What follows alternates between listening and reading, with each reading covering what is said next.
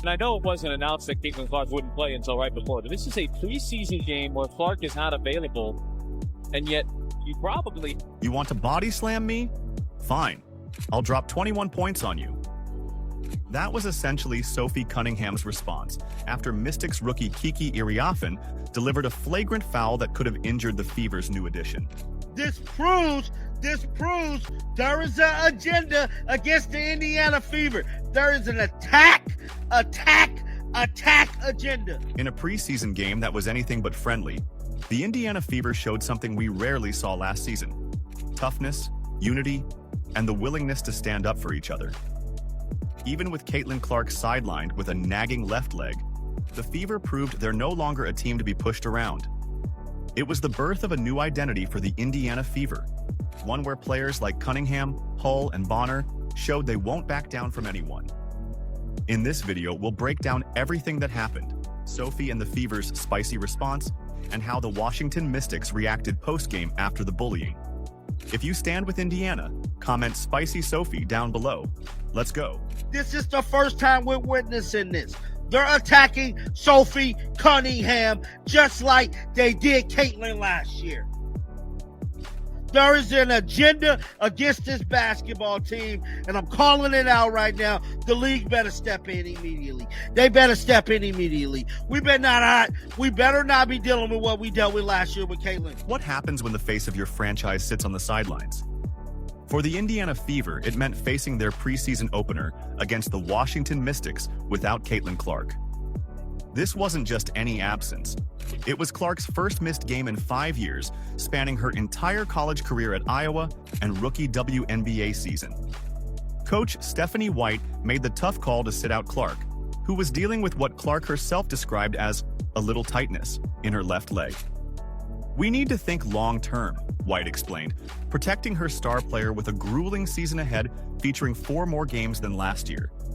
Smart move for the future, but it left the Fever incredibly vulnerable in the moment. I mean, look, the biggest thing is we got to think long-term. Like, we got to make sure that we're not putting Caitlin at risk for injury. We're not putting our team in a position, where we're thinking short-term and not long-term. It's a long season, 4 more games than last season. So we want to make sure that we're extra cautious and put her health and wellness first and foremost. And honestly, it's been one day at a time. How she's reacted to treatment, how she's reacted to workouts. So positive progress is being made, but we can't be short-sighted. The first quarter was brutal for Indiana. They fell behind quickly, getting outscored 24-13 as the Mystics established complete dominance. Missed layups, 0 offensive flow.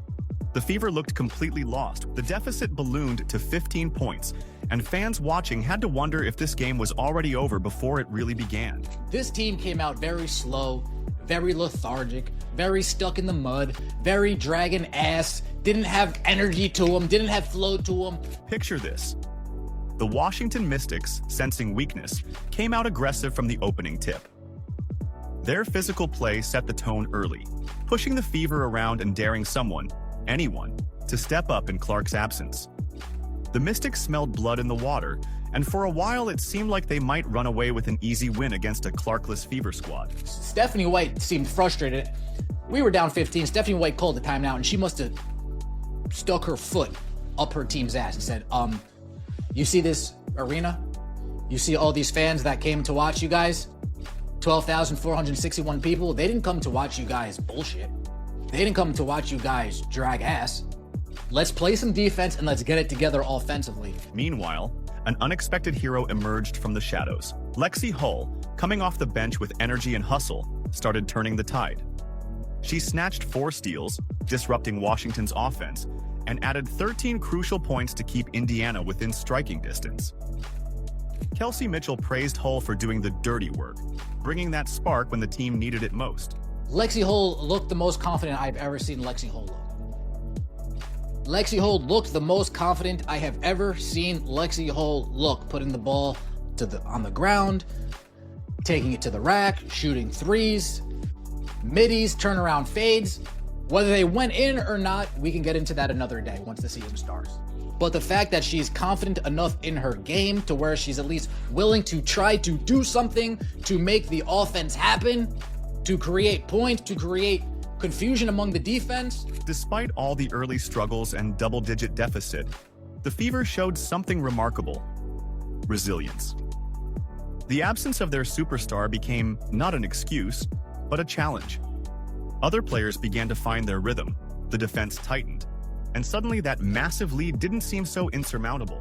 Sophie Cunningham and Lexi Hull, these two players. Sophie Cunningham gave us 21, Lexi Hull gave us 13.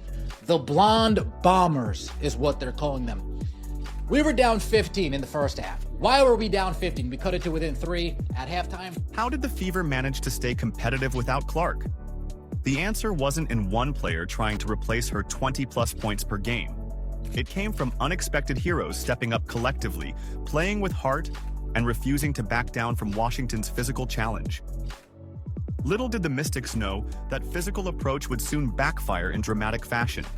With the Fever starting to find their groove in the second quarter, everything changed in an instant. The game shifted dramatically when Mystics rookie Kiki Iriafen delivered what can only be described as a body slam to Sophie Cunningham with 5 minutes left in the first half. And I know it wasn't announced that Caitlin Clark wouldn't play until right before, but this is a preseason game where Clark is not available, and yet you probably... This wasn't just a hard basketball play. This was something you'd expect to see in a wrestling ring. Cunningham, who joined Indiana this offseason in a 4-team trade, had been steadily finding her rhythm and helping narrow Washington's lead. She was moving without the ball, creating space, and causing problems for the Mystics' defense. Then came the confrontation that changed everything. Probably have 10,000 people here and a real home court advantage. That's Sophie Cunningham. There you go. I mean, she's right there saying, don't you do that. She's telling the rookie right now. As both players battled for a rebound, Iriafen grabbed Cunningham and violently threw her to the hardwood. The crowd gasped. Teammates on both sides froze for a split second. And then Cunningham sprang to her feet, immediately getting in Iriafen's face. And that's Kiki Iriafen, and I got to tell you, here we go with the smiling like you've done. I don't get it. This is the worst part of the WNBA. It is. You don't do that. You don't do that, Cunningham shouted, her words crystal clear even from the broadcast. The officials quickly stepped between them, but the damage was done. They reviewed the play and assessed a flagrant 1 foul against Iriafen, a call that frankly seemed lenient given how dangerous the play looked. I mean, yikes. Kiki, the new Kennedy. A lot of people not happy. Demon Sophie, yeah, she showed up. Look at this. They're celebrating that. Okay. I mean, it's crazy. Here we go again. Here we go again. She's yelling while Kiki's laughing in her face. Never seen a rook have a vet so rattled. But the Mystics weren't done targeting Cunningham. Later in the game, Brittany Sykes delivered another unnecessary shove, sending Cunningham crashing to the floor again. It wasn't subtle. It wasn't basketball. It was bullying, plain and simple. A clear pattern emerging of Washington players singling out Cunningham. This was another one right here. This was Brittany Sykes, and DeWanna Bonner got involved in this one. She did. Little standing on business. The Fever's bench erupted. This wasn't the same Indiana team that got pushed around last year. DeWanna Bonner, another veteran addition to this squad, immediately stepped in to confront Sykes, showing the new protective culture developing within the team. The message was clear. Mess with one Fever player, you mess with all of them. What's most fascinating was how these incidents transformed the entire game. The Mystics thought they were being tough, thought they were intimidating their opponent. Instead, they awakened a sleeping giant in Cunningham and unified the entire Fever team. The officials reviewed both incidents, assessed penalties, and the game resumed. But something had fundamentally changed on the court. The energy had shifted. The Fever players weren't backing down. They were fired up. Coach White later described Cunningham as a dog, basketball slang for a player with relentless fight and heart. Oh my God, Sophie's a dog. She just is, she's a competitor. She's versatile, so she allows us to do different things. Like, she plays with such a toughness. She's huge, and she's going to be for us all season long. But what she brings from an energy standpoint, she raises the level of play of everybody around her as soon as she steps foot on the floor. Hell, even on the sideline. I mean, her communication, everything. You know, she's definitely an X factor. So what sparked these confrontations? Was it frustration from the Mystics as their lead diminished? Was it a deliberate strategy to intimidate the Fever's new addition? Whatever Washington's plan was, it completely backfired. Rather than breaking Cunningham's spirit, they unleashed her competitive fire. Rather than intimidating the Fever, they unified them. And rather than securing a victory, they set the stage for one of the most satisfying comeback wins you could imagine. The Mystics tried to bully Sophie Cunningham, and they were about to deeply regret it. How do you respond when opponents try to physically intimidate you? Sophie Cunningham had a simple answer. Drop 21 points and lead your team to victory. That's exactly what she did following those brutal confrontations with the Mystics. Lexi Hull gets a nice steal here, runs down the court, finds Sophie Cunningham, who pumps up the court. On the drive. High arcing pass. It was too high. Hull pulls down the rebound. Here's Cunningham again. Cunningham coast to coast. What a first half for Sophie Cunningham. And this is as we've clawed back after being down 15. After getting body slammed by Iriafen, something visibly changed in Cunningham's approach. The anger in her eyes transformed into laser-like focus. You could see it in her movement, more decisive, more aggressive. She wasn't just playing basketball anymore, she was making a statement. Cunningham started attacking from every angle. Mid-range jumpers, drives to the basket, three-pointers, her offensive arsenal was on full display. The Mystics kept trying to body her, bump her, throw her off her game. But with each physical play, Cunningham only seemed to get stronger, more determined. Her efficiency was remarkable. Going 6 for 11 from the field, that's shooting nearly 55%. At the free throw line, she was even better, knocking down 7 of 8 attempts for an impressive 87.5%. This wasn't just volume scoring. This was calculated high-percentage basketball in the biggest moments. Sophie Cunningham, 12 points, 3 rebounds, 1 steal in 11 minutes off the bench in the first half. Sophie Cunningham and Lexi Hull played a majority of this game for the Indiana Fever. And they played together a majority of the time they were in this game. Sophie Cunningham showed exactly why we brought her in here. We won that trade hands down. Hands down, no ifs, ands, or buts about it. We won the Sophie Cunningham trade. But Cunningham's impact went beyond just putting the ball in the basket. She crashed the boards for 8 rebounds, hustled for loose balls, and played with the kind of intensity that fires up an entire team. This is exactly why Coach White called her a dog after the game. Basketball's highest compliment for a player who brings relentless fight. Austin looking backdoor and got it to Cunningham. You guys know what else we're seeing in all these videos? Movement. AB. Up there comes Kelsey around the top. There goes Lexi Hull. Back door. Sophie Cunningham. Back door. Lexi Hull goes back out to the corner. God forbid, folks, we are seeing things that we haven't seen at all last season. As the fourth quarter unfolded, the Fever's comeback gained serious momentum with Cunningham at the center of their attack. The Mystics' lead evaporated. What was once a 15-point advantage had disappeared completely. The game headed to overtime, setting the stage for Cunningham's final act of revenge. In the extra period, Cunningham took complete control. Clutch baskets, crucial free throws. She delivered when it mattered most. The Mystics players who had tried to intimidate her earlier could only watch as she systematically I saw Sophie dismantled their Cunningham team. playing out of this world. Made me feel good. I saw ball movement on offense. Made me feel good. I saw no volleyball passes on. Made me feel good. I saw fight from everybody that was on the court at once. There was no 4 versus 5 when it came to fight, heart on the. We weren't lacking that today. We weren't lacking heart at all. And in case people thought this team might be lacking some heart, you got one thing coming to you. You think you're going to be pushing around Sophie Cunningham like that? Don't worry. Sophie, I got this.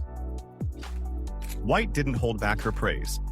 She raises the level of play of everyone around her as soon as she steps foot on the floor. Hell, even on the sideline. Her communication, everything. She's definitely an X factor. The irony was perfect. The very player Washington targeted ended up being the primary reason for their defeat. The intimidation tactics completely backfired. Instead of breaking Cunningham, they unleashed her. How did Sophie Cunningham respond to being body slammed by Kiki Iriafen? By torching the Mystics for a game-high 21 points, grabbing 8 rebounds, and delivering the knockout blow in overtime. The message was crystal clear. You can try to bully Sophie Cunningham, but you'll regret it when she makes you pay on the scoreboard. We have people that aren't going to put up with the nonsense this year. You want to try the fever? Go ahead and try us. Go ahead and try. 1 through 5. Somebody's going to step up and get in your face. Someone's going to step up and say, you need to relax. Whether it's DeWanna Bonner here or Sophie Cunningham on the bottom of your screen. You mess with this team, we have some people that are going to stand up for themselves and stand up for others. When the final buzzer sounded at Gainbridge Fieldhouse, something much bigger than a preseason win had just happened. We witnessed the birth of a completely different Indiana Fever team. Last season, this was a squad that opponents could push around. Teams would get physical, and the Fever would often back down. Not anymore. Well, first and foremost, they play so hard. They play with multiple levels of effort. They're both just tough as nails. They have length. They use their length really well. Their activity level on the defensive end and offensively. I mean, they're like mirror images of one another. I mean, the way that they can cut, the way that they can spread the floor, and what they bring on the defensive end of the floor. The most telling moment came after the game. Washington Mystics players, the same ones who delivered body slams and shoves throughout the night, refused to shake hands. They walked straight to the locker room. Why? Because they had just watched their own tactics get turned against them by a team they thought they could bully. Over 12,000 fans packed the arena and created an electric atmosphere. The crowd erupted with every defensive stop, every made basket, and especially when Fever players stood up for each other after those cheap shots. Sophie Cunningham noticed, calling the fans the sixth man, and crediting their energy for fueling the comeback. You want to make sure that your home court is special to you as a team, but you want to make it hard as heck for other people to come in here to Gainbridge, and they don't want to play here, right? And I think with that, as an energy player, you got to get your fans involved. That's our sixth man right there. This was a total team transformation. Lexi Hull snatched 4 steals, diving for loose balls and disrupting passing lanes. Her defensive intensity perfectly complemented Cunningham's offensive explosion. Mitchell, Boston, Hull, and Cunningham, they all showed the new identity taking shape right before our eyes. The veteran additions have completely changed the team's DNA. Cunningham and DeWanna Bonner aren't just bringing scoring and rebounding. They're bringing an attitude, a toughness that's spreading through the entire roster. When Iriafen body slammed Cunningham, notice how quickly Bonner stepped in. That didn't happen last year. We put Sophie in position where she was running the point guard, right? We put Lexi in position at the end of the game where she was running the point guard. And so I'm thankful to have players like that who are comfortable being uncomfortable and doing what's necessary for our team to find success. I mean, that's part of, one of our core values is be selfless. And sometimes that means playing out of position. And I thought they both did a great job of that, but really like their energy and competitive spirit. Coach White focused on the fundamentals that made this win possible. The Fever hit an incredible 27 of 28 free throws. That's 96.4%. In close games, those points at the line become the difference between winning and losing. The defense also stepped up huge. I liked the fact that we picked up pretty much 94 feet, White said. I felt like our defense really held, gave us an opportunity to get back in the game, gave us an opportunity to finish the game. I liked our aggressiveness. I liked the fact that we picked up pretty much 94 feet, that they didn't get anything easy. I mean, it's not often that you come out with a win in games where you shoot 30% from the floor. And I felt like our defense really held, gave us an opportunity to get back in the game, gave us an opportunity to finish the game. This wasn't just a regular win. This was a statement. The Indiana Fever aren't the same team that opponents pushed around last season. They're tougher, more resilient, and they've got each other's backs when things get rough. The Mystics tried to use physical intimidation as a strategy, and it completely backfired. Instead of breaking the Fever's spirit, they unified them. Instead of establishing dominance, they awakened a sleeping giant. That's why they couldn't face the Fever in the handshake line. They had just witnessed the birth of a team that won't be bullied anymore. a team that turned their own physical tactics against them. This isn't the soft fever team that you can push around last year. That's, oh, let's just push them around and bully them because nobody on that team has any to step up to us. Don't worry, we took the offseason seriously. This preseason win showed us something truly special developing in Indiana. The Fever aren't just Caitlin Clark's team anymore. They're a group with heart, fight, and an identity built on toughness. When Clark returns to join warriors like Cunningham, Hull, and Bonner, watch out. The 2025 Fever might become the team nobody wants to face. They have scoring, defense, and now they have attitude. The message from this game couldn't be clearer. Try to bully the Indiana Fever at your own risk. They're standing up for each other. They're not backing down anymore, and they're just getting started. If you stand with Indiana, comment Spicy Sophie down below. Like, subscribe, and turn on all notifications so you never miss out. Click the video on the screen, and we will see you in the next one.